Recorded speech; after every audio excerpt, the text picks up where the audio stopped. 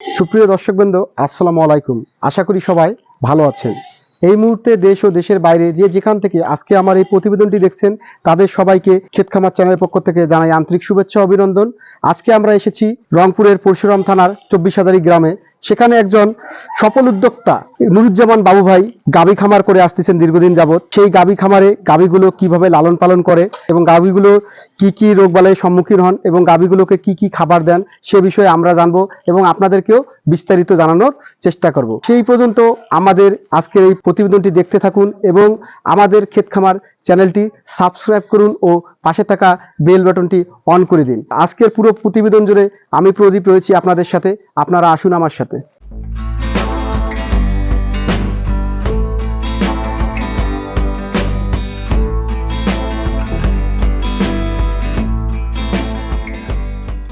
আসসালামু আলাইকুম ভাই। ওয়ালাইকুম আসসালাম। ভাইজান ভালো আছেন? আলহামদুলিল্লাহ। কি কাজ করতেছেন?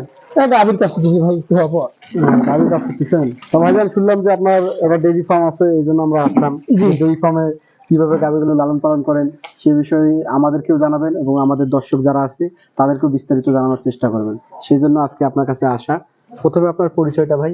আমার নাম মোহাম্মদ নুরুজ্জামান বাবু। আমার খামারের নাম হলো আবির ডেইরি ফার্ম। যখন আপনি এই গাভী খামারে আসেন তার আগে আপনি কি করতেন? তার আগে আমি ছোট মোটো লোকাল কোম্পানিতে চাকরি করতাম। কি কোম্পানি ছিল? জুট মিল ছিল, মেকানিক্যালে করতাম আর কি। জব করার পরে আবার গাভী খামারে আসলেন, এটা কিভাবে? জব যখন করতাম সে সময় থেকে আমার কি গরুর প্রতি একটা আগ্রহ ছিল। তখন থেকে মনে করেন যে 2টা বা 4টা গাভী থাকতো অল টাইম। পরে দেখলাম যে এক সময় 8-10টা হচ্ছিল, আবার হওয়ার পরে দেখি যে জব করার জন্য লোকাল যেহেতু সার্ভিস ঝামেলা হয় না, সময় মেনটেন হয় না, ডিউটিতে বেশি 12 ঘন্টা। সেক্ষেত্রে পরে কি করলাম, গাভী আমি কমাই দিলাম, মানে বিক্রি করে দিয়েছিলাম। দেওয়ার পরে আবার দেখা গেছে যে পরবর্তীতে যে জায়গায় আমি জব করতাম ওই জায়গায় মনে করেন যে মালিক পক্ষের কথা কম বেশিতে পরে আমি চাকরিটা ছেড়ে দিই। হ্যাঁ, বাদ দেওয়ার পরে চিন্তা করলাম আবার তো আর করবো না, যেহেতু কথা এত কষ্ট করে শ্রম দেওয়ার পরেও কথাবার্তা শোনা লাগে। যদি অপরাধ করে শুনতাম তো ভালো লাগতো, অপরাধ ছাড়াই মনে করেন যে বকা খাইছি, এই জন্য আমি ওর চাকরিটা বাদ দিয়ে দিছি। আর আমি যে জবটা করতাম, আমার বাংলাদেশের এনিওয়ান কোম্পানিতে গেলে 35-40 হাজার টাকা পাইতেন মেকানিক্যাল। হ্যাঁ, মেকানিক্যাল যেহেতু। পরবর্তীতে চিন্তা করলাম না যে এটা আর করবো না, নিজে একটা কিছু করব।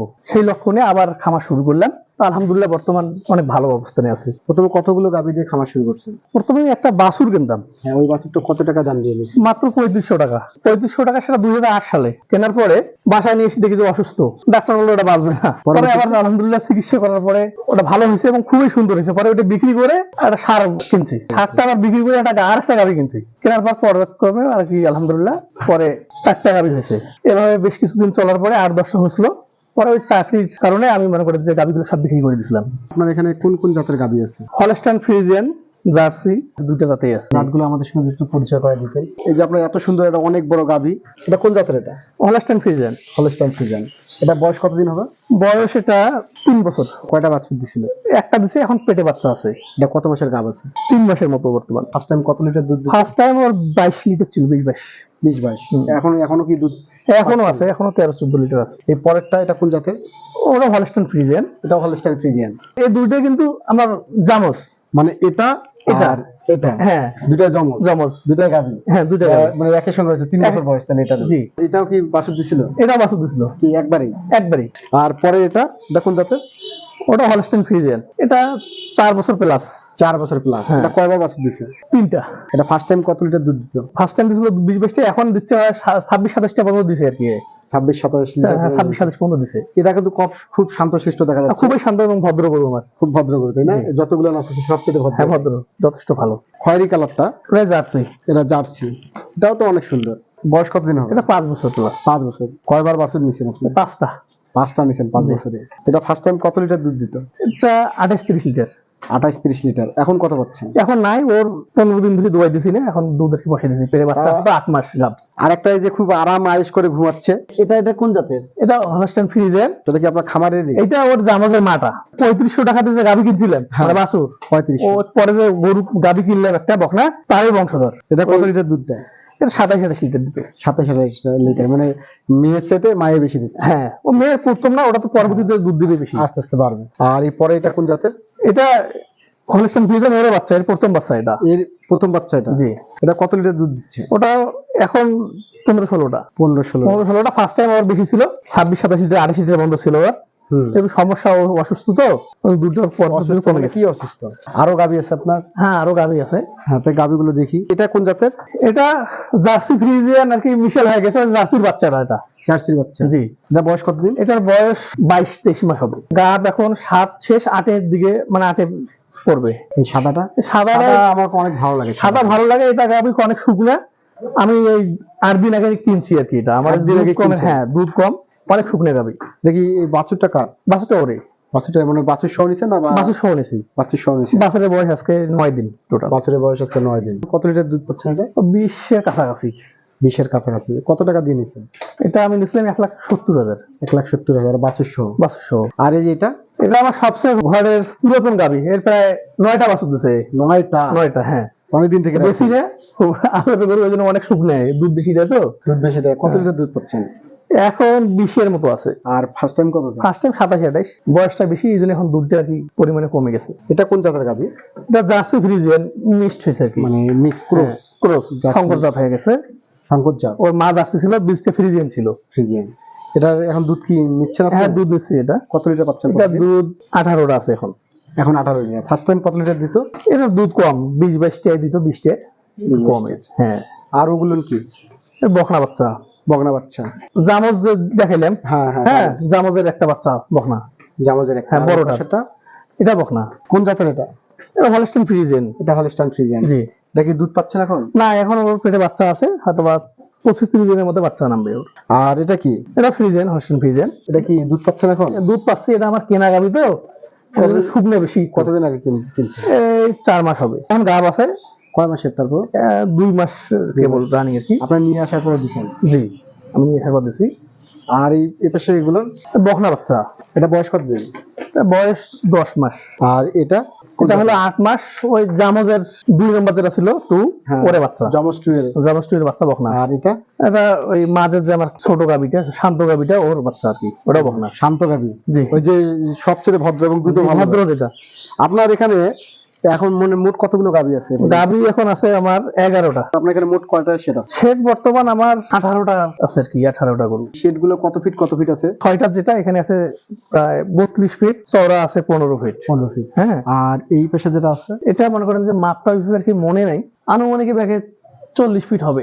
এদিক দিয়েও মনে করেন যে 30 হবে। প্রথম শেডটা করতে কত টাকা খরচ পড়ছে? প্রথম সেটা ওভাবে আর কি লেখা নেই বা হিসাবও নাই, তা আনুমানিক বাসে 2 লাখ টাকার মতো গেছে। ওটা ধীরে ধীরে করছি তো, ছোট গরু ছিল। আর পরবর্তীতে 6টার এটা এখানে 2.5 লাখ প্লাস গেছে। এখানে 2.5 লাখ প্লাস গেছে। এটা দিয়ে মানে এই গরু গাভী পালন করছেন আর আস্তে আস্তে এটা করছেন। এগুলো দেখাশোনা কি করে? দেখাশোনা আমি করি।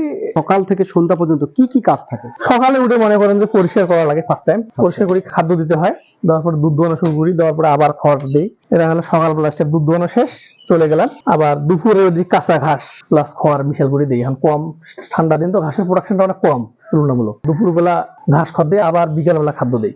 বিকালবেলা খাদ্য? হ্যাঁ। আর রাতে? রাতে মনে করেন আমি গাভীটা 2 টাইম দোয়াই।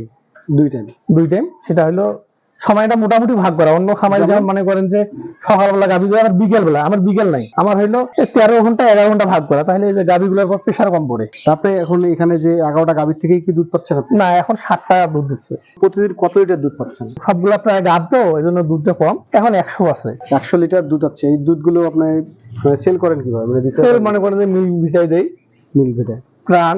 আবার খুচরে আমার বাজারে কিছু দোকান আছে, চায়ের দোকান। এক দোকানে মনে করেন যে প্রায় 50 লিটার নেয়। 50 লিটার? ওর হেভি চলে চা, খুব ভালো চলে। হ্যাঁ। দুধ যখন ঢাললেন, আমি তো আসি দেখছি যে আপনি দুধ ছেঁকতেছেন, জি। ছেঁকে রাখতেছেন। দুধের কোয়ালিটিটা অনেক ভালো লাগলো। হ্যাঁ, কোয়ালিটি আলহামদুলিল্লাহ অনেক ভালো।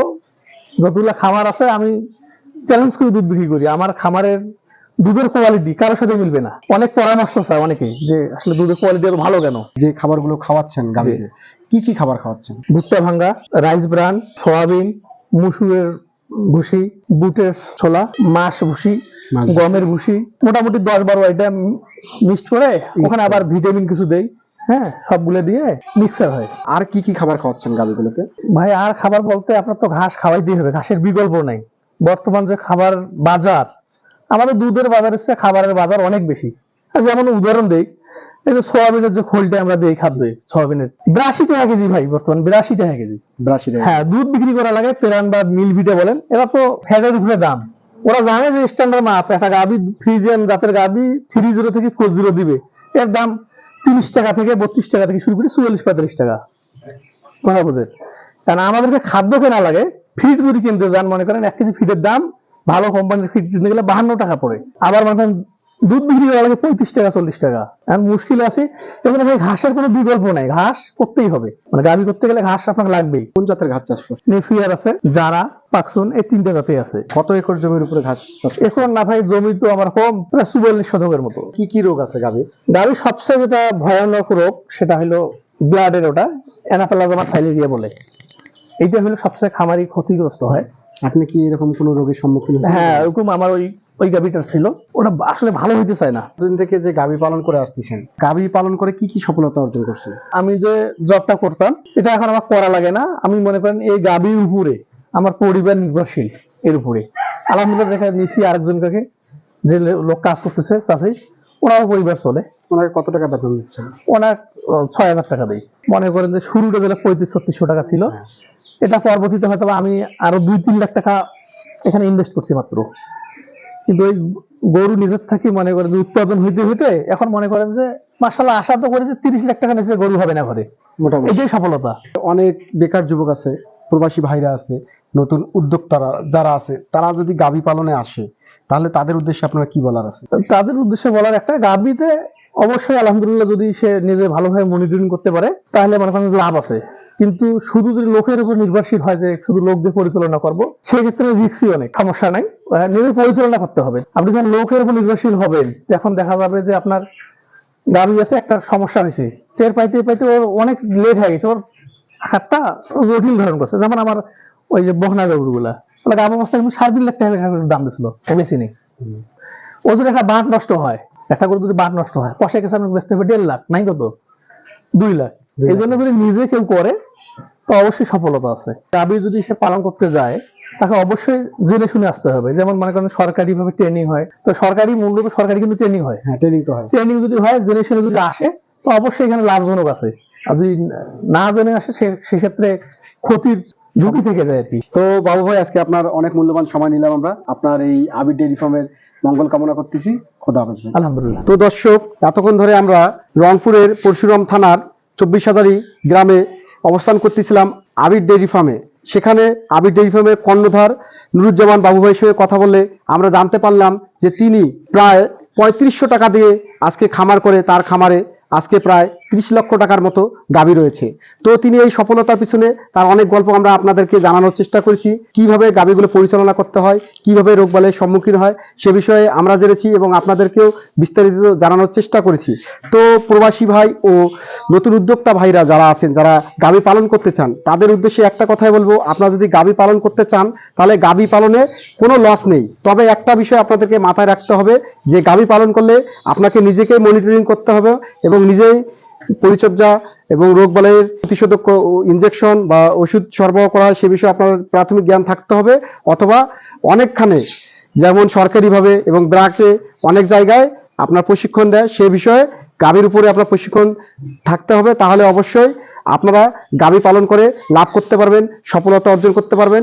আজকে এ পর্যন্ত, সবাই ভালো থাকবেন সেই কামনায়, সবার দীর্ঘায়ু এবং সুস্বাস্থ্য কামনা করে শেষ করলাম। খোদা হাফেজ।